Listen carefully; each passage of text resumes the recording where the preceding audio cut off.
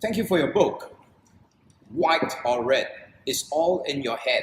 Well, it rhymes. There you go.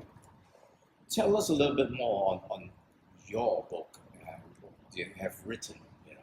So this is a book that was stuck in my head, which became pretty obvious when I sat down to actually write the book. I wrote the book in 30 days. You wrote this in 30 days? I wrote it in 30 days.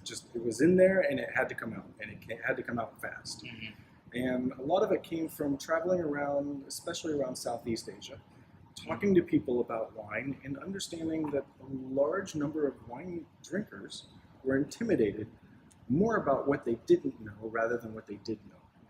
And I wanted to write a book that would allow people to understand wine, come into the appreciation of wine without the intimidation factor, which is also partially why PengWine is what it is. But at the same time, the fact that many sommeliers, and they say up to 60% of sommeliers, cannot tell the difference between a white wine and a red wine when blindfolded. So at my events, we started blindfolding people and saying, all you have to do is tell us, is the wine white or red? Simple. Simple. And I would say that 60% number was probably about it. Yeah. People were guessing. And it was actually whether or not they were guessing it. Rarely were they answering with confidence that they knew if it was a white wine or a red wine when they were blindfolded.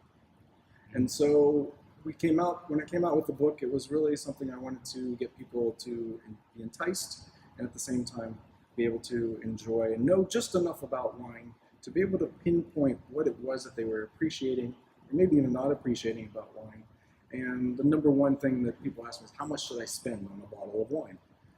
Well, we address that in this book as well as, first off, you always only what you can afford, but also to what level you can appreciate that price tag that's put on that bottle of wine. There is a reason, and there is a reason that wines are more expensive, but if you can't tell the difference, there's no point paying so there's no much. point. Exactly. So drink what you can afford, stay in your own lane, but it's a journey. It is not a destination. Appreciating wine is something that takes time, and what you like today is not going to be what you like in 6 months, and it's probably not going to be what you like in 3 or 4 years. Do you agree with me that most wine connoisseurs, they tend to come back to where they started off? Like for me, I started off with a lot of Chilean, Australian, the New World wines. Then you move on to the Old World, blah, blah, blah, from France to Italy to Spain. And you find yourself moving back again. It's a cycle thing. Do you agree? Yeah. Absolutely. And it's a cycle sometimes from red, white. Sometimes you go through a phase where you're in a Pinot phase for a few months, where all you want to drink is Pinot and Burgundy, and then it comes back to, then you completely flip it.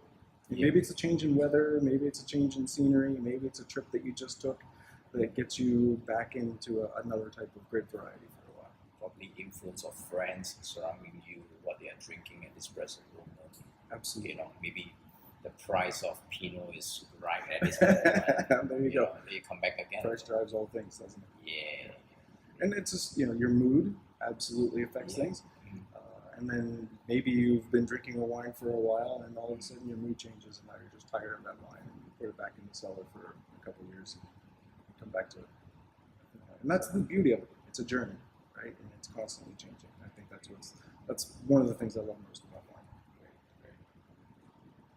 30 days. Great 30 days. achievement. It took longer to figure out how to get it edited, printed, and into circulation than it did to actually write the book. Here you go. Take a look at this. Check it out. White or red, it's all in your head. It rhymes, Chris. Great. Thank you so much. Thank you.